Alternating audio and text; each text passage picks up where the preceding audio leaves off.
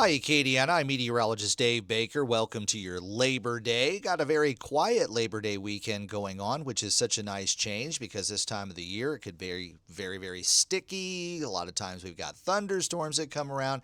And yeah, we've had a lot of Labor Day weekends that have been interrupted by tropical weather. So fortunately, this one's going to go down in history as a very quiet weekend. We really don't have a whole lot to talk about on Let's Talk Tropics this time around, but we do have a tropical wave that's emerging off the coast of Africa that will be watched. And then as we'll look at the models, we'll see if there's anything else maybe developing somewhere else. But right now, it doesn't look like we're going to see a whole lot of action, which is great news because we are nearing the peak of the hurricane season now that we've changed the calendar over to September.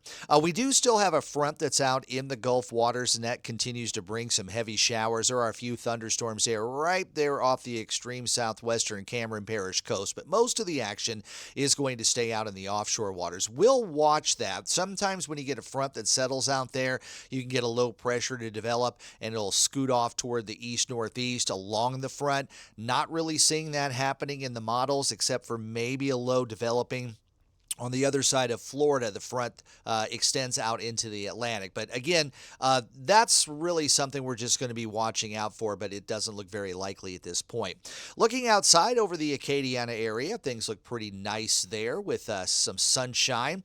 Temperatures are going to be mild again today, but I do think the humidity levels will be low enough that it should make it feel a little bit more comfortable. Now, we've still got a big trough, a nice ridge in the west and a trough in the east. I know that cursor doesn't like to work very well, but there's a big trough right here in the eastern half of the country. We've got actually fall-like weather here behind that, and then our frontal boundary that's out here over the Gulf waters kind of extends like that, and then we've got a little upper-level disturbance there that's going to kind of swing in that direction here. So I know that looks like a big football play, but several things that are going to be impacting our weather locally here over the next couple of days. Not anything real significant when it comes to any thunderstorms or anything, but maybe some drier air coming in.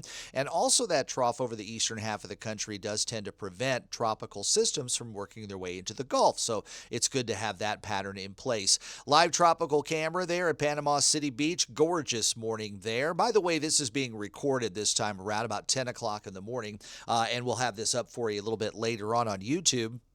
But you can see Orange Beach looking pretty nice there too. Dauphin Island, not a bad day. And then farther off toward the west, where it was a bit stormy over southeast Texas, we've got some storms you could see out in the offshore waters, but they're over toward Bayou Vista, Galveston Bay.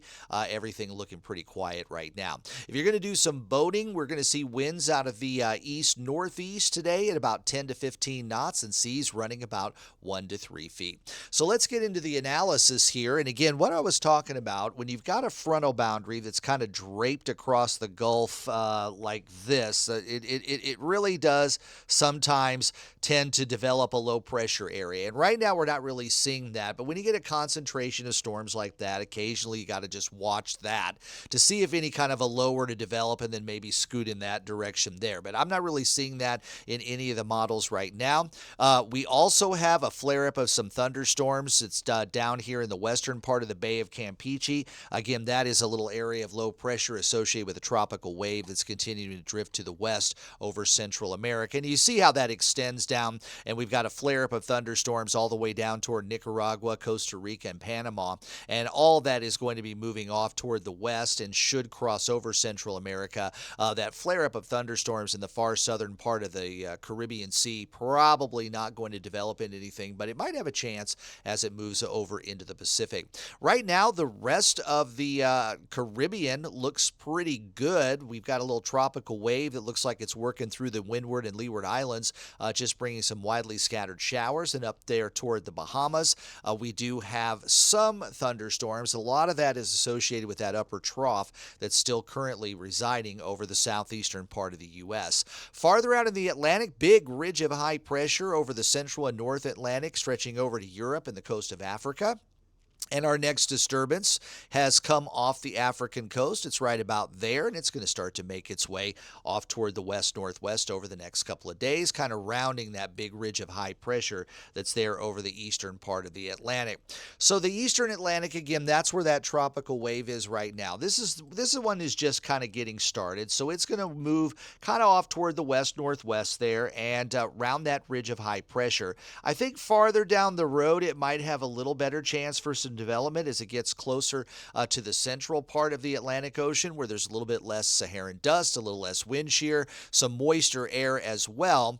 So the National Hurricane Center thinking that this wave is going to just kind of hang off the African coast at least for a day, and then it starts to make its way westward. It might run into an area that's got a better chance for development. So right now, at least of the last advisory that we got earlier this morning, we're expecting about a 40% chance for some development here over the next several days. Now, with that trough that's off the east coast, right now, if that can pick that up, it should keep it out in the Atlantic. If it stays a bit weak, it might continue on a westerly track. But at this point, it doesn't look like it's going to be a threat to the Gulf waters. And let's hope that forecast stays just like that. Global tropics hazard outlook for the next couple of weeks. Again, we're at the end of this outlook. We're going to get a new update tomorrow, but it is still indicating some active weather there over the central part of the Atlantic. And the Euro-tropical formation forecast looking at any tropical system that would track or form within the next week between now and next Monday.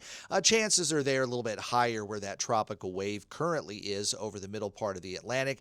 And at least the Euro is showing maybe about a 60 to 70, maybe 80% chance that we'll have something a few days down the road. Also notice there in the very far southern part of the Caribbean, that's that little tropical wave that I showed you earlier.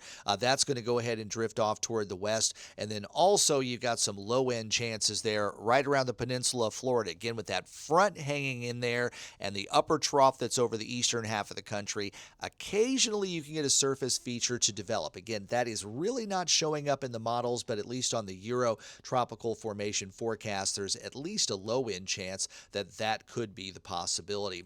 Now, part of the reason why we're a little more concerned about the western part of the Atlantic and the Caribbean, not only is it right there in our neighborhood, but those water temperatures are so extremely warm there over parts of the Caribbean Sea as well as the western Atlantic and down into the Gulf waters. We've also got warm waters that extend their way eastward out into the central and eastern Atlantic all the way to the African continent. Now, when Hurricane Aaron came through a few weeks ago, we did have some cooler waters, but those are starting to recover once again east of the Bahamas. So hurricane season definitely not over. If another system wants to kind of cruise in the same area where Hurricane Aaron did back in August, it may encounter warmer waters than what was left in the wake from Hurricane Aaron. Other part of the reason why we're a lot more concerned about something coming into the northern Caribbean or the western Atlantic and the southeastern Gulf is the tropical cyclone heat potential, which once again is sky high. Now, what this is a measure of is not only the warm temperatures at the very surface of the ocean, but how deep that 80-degree therm goes below the surface of the ocean. The deeper it goes, tropical systems will, create a wake and create the waves, and sometimes it churns up some colder waters from below the surface. But when there is no cold water below the surface, you end up with this heat content like this. So if a tropical system were to work its way near Jamaica or somewhere south of Cuba or near the Yucatan Channel, there's a chance that something that would be a minimal tropical system could ramp up very, very quickly with some rapid intensification. Wind shear, as always, as we get into the month of September across the tropical Atlantic, does start to weaken. We also see a little bit less in the way of Saharan dust. We had a little surge of Saharan dust come off the African continent over the weekend, and it's kind of filtering across the Atlantic right now. But we do have some pretty high wind shear along where our front is here along the northern Gulf Coast, and then that extends out into the Atlantic Ocean as well. And that is going to be an area where we would see really not a good chance for development with all the wind shear that's out here in the eastern part of the Atlantic. Again, I'm real sorry about this telestrator here. It just always wants to go to a corner or the side, and no matter what I've done, deleted it, put it back up, taken it away, reset it, it still does the exact same thing, not just on this computer that I'm using here, but my other one that's back at home. So besides the point, let's go ahead and get into the forecasting here.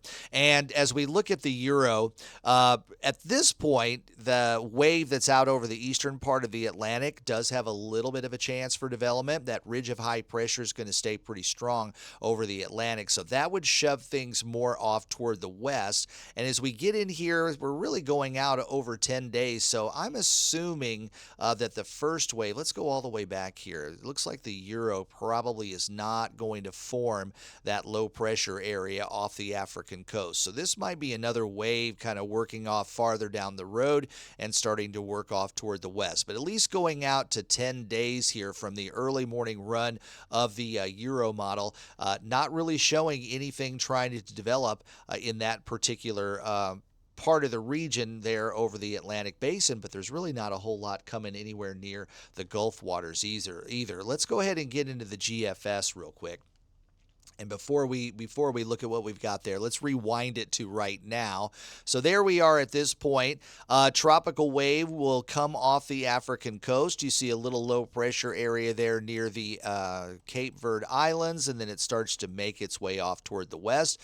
As long as that ridge of high pressure continues to stay over the eastern Atlantic, we should see something squeezing a little bit farther toward the north. And then farther down the road, this is actually going out beyond 10 days. So that disturbance off the coast of Africa may become something according to the GFS, but then with a pretty strong trough coming off the east coast, hopefully that will turn it a little bit farther toward the east. Also notice the Central American gyre. You see a little low there. Again, this is going out beyond 10 days, so we're really kind of going out on a stretch to look for any tropical weather that would be happening in that particular area, especially over Central America. Sometimes that Central American gyre starts to get going, and it can work some systems over the Western Caribbean that sometimes can shoot through the Yucatan Channel into the Gulf. I do have a description below about the Central American gyre if you want to look more about that. It's kind of a permanent feature for the early part of the hurricane season, June and the early part of July,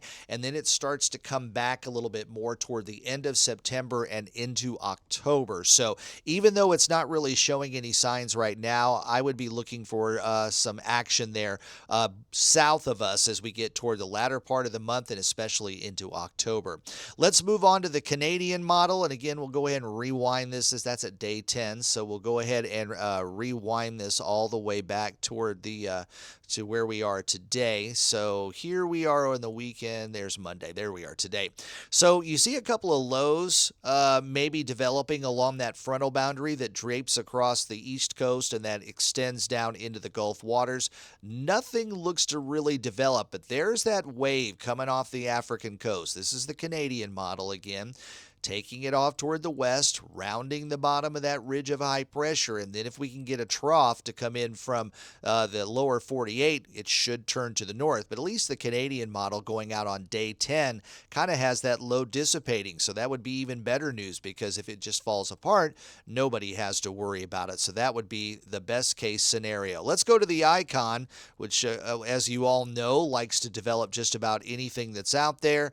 Low pressure coming off the African coast, and again, well, this is kind of a surprise. The icon model, this is the first as I'm seeing it, by the way. The icon model just doesn't really seem to want to do anything with that tropical wave. Maybe a weak low pressure area coming up 4 or 5 days down the road. But the good news is that's the only player that seems to be out there, and really nothing coming toward the Caribbean nor the Gulf waters. So, I mean, this has taken us out beyond September, 10th? That is the peak of the hurricane season, and when you see a forecast model for September the 10th that has no tropical weather out there, that is really something to write home about. September obviously is our busiest month. It's when the peak of the hurricane season hits. It's generally assumed to be around September the 10th. You can see here on this map that the entire Atlantic Basin is open for business. This map is the number of named systems over the past 100 years, and you see most of them stay out in the Atlantic. But if you can graze the northern Caribbean islands over toward the Bahamas, the East Coast, and even a little bit of an uptick of activity over the northern Gulf Coast, and sometimes that can be due to the Central American gyre that starts to show up a little bit more here toward the latter part of the hurricane season. And as I said, the peak of the hurricane season is September 10th, so we're in the ballpark right now. Still, it is a time that you need to remain prepared, even though things have been pretty quiet. It's not time to put that stuff away just yet. And if you haven't stocked up on what you would need, batteries, flashlights, water, and non-perishable food. This is all stuff that's all widely available at the stores. If you get yourself a box worth of this stuff, then you won't have to do it if a hurricane or a tropical storm comes our way. Of course, check your first aid box. Make sure it's topped off. Know where your medicine is, how much you have left, and where you would get a refill if you had to evacuate. Of course, personal hygiene and cleaners are always good to have on hand, especially when you start to lose electricity. Those are things that become pretty important during and after a tropical system. Some of the official documents that you have, your IDs, your insurance, important papers, go ahead and take pictures of those with your phone, save them as digital, then throw those in a good water-sealed container, Ziploc bag, maybe a plastic container. That works if you take it with you when you do evacuate. And at home, it's always good to have at least a basic tool set so that you can take care of minor issues. And for the kids, plenty of entertainment, and make sure you got everything you need for your pets for an extended period of time. Well, I hope you enjoy Let's Talk Tropics. If you do, please like this video, subscribe to my channel, turn on those notifications too. You can hear my forecast daily on Big 102.1, Planet Radio 106.7, and Freedom 95.1. I'm also on WBRZ now for select days, mainly weekend and early week mornings. For the rest of the week, though, I will not be here at the WBRZ studio, so Let's Talk Tropics will go back to being live at noon starting on Tuesday. And then after that, make sure you follow my social media pages, both on Facebook and X. And thanks to everyone who's already subscribed to Acadiana Weather Today right here on YouTube. I'm Meteorologist Dave Baker. Enjoy the rest of your Labor Day, and I'll see you live on Tuesday for Let's Talk Tropics.